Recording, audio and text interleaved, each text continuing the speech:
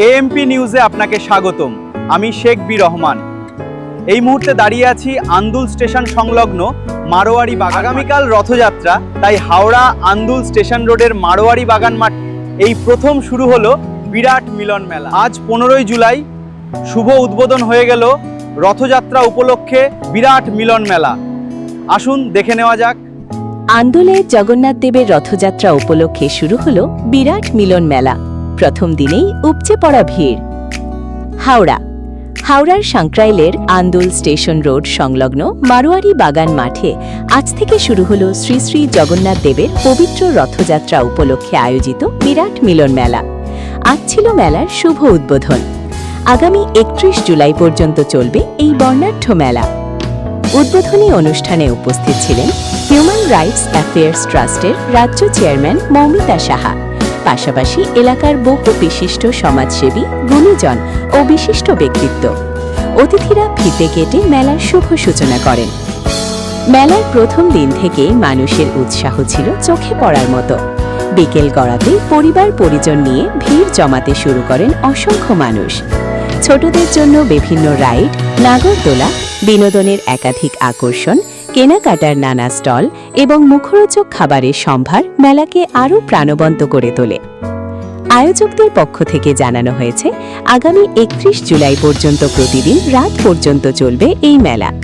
রথযাত্রার এই মিলন মেলা আন্দোল ও আশপাশের এলাকার মানুষের কাছে অন্যতম আকর্ষণের কেন্দ্র হয়ে উঠবে বলেই তাদের আশা।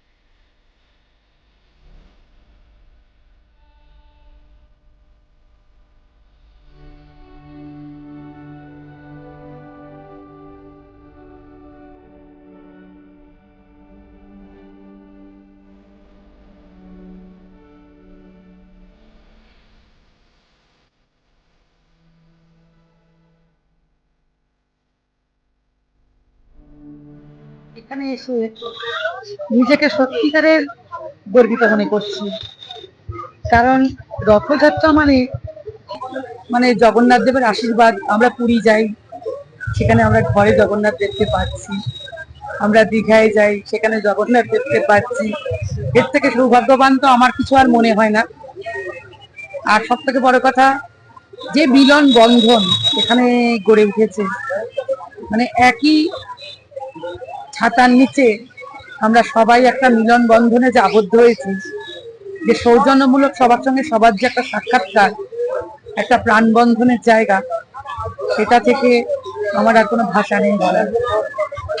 আজকে আমি পশ্চিমবাংলার বুকে দীর্ঘদিন হিউম্যান রাইটসের লড়াকু নেত্রী, আপনারাও সাংবাদিক ভাইরা জানেন, ভীষণভাবে মনে করছি। কারণ এখানে কোনো ধর্ম নেই, বর্ণ নেই। এই মেলা মানে মিলন বন্ধন, যেটা আমি আগেই বলছি।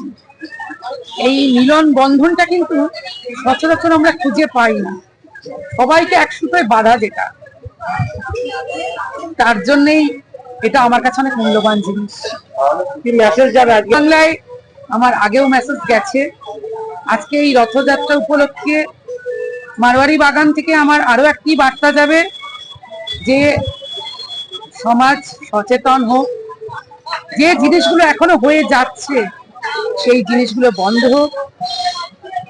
আজকে সব মানুষ যেন দৃষ্টিপাত করে, কোনো শিশু বলুন, কোনো মহিলা বলুন, যেন অবিচারের পাত্র না হয়, খেলার পাত্র না হয়।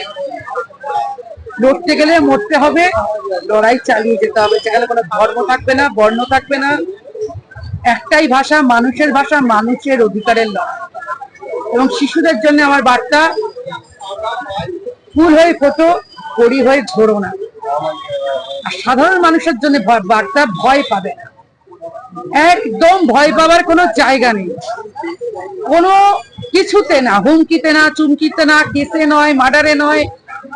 লড়াই করতে জানতে হবে, শিখতে হবে, কারণ জীবন লড়তে গেলে মরতে হবে, এই একটাই আমার মন্ত্র। তার জন্য হিউম্যান রাইটস অ্যাফেয়ার ট্রাস্ট প্রস্তুত।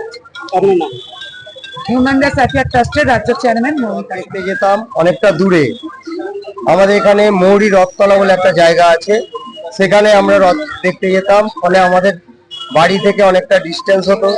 কিন্তু আজ আমাদের বাড়ির সামনে এরকম সুন্দর একটা রথযাত্রা পালিত হচ্ছে, এতে করে আমরা আমাদের এলাকাবাসী খুবই আনন্দিত এবং আমাদের খুব ভালো লাগছে যে এখানে একটা এই ধরনের যে রথযাত্রা, জগন্নাথ দেবের রথযাত্রা পালিত হচ্ছে। দেখুন, এই সময় তো আমরা সবাই জানি আষাঢ় মাসে বর্ষাটা আসে, তো বর্ষার সঙ্গে সঙ্গে কিন্তু মেলাগুলো তো আমাদের পালন করতেই হয়। কিছু কিছু জায়গায় কাদা আছে, আশা করব জগন্নাথ দেবের আশীর্বাদে সবকিছু ঠিকঠাক হয়ে যাবে এবং কর্তৃপক্ষ চেষ্টা করছে যাতে করে যেখানে যা জল জমা আছে, কাদা আছে, সেগুলো যাতে করে মেরামতি করা যায় সেই ব্যবস্থা কর্তৃপক্ষ করছে। আমার নাম রবীন পাল, আমি এখানকারই বাসিন্দা।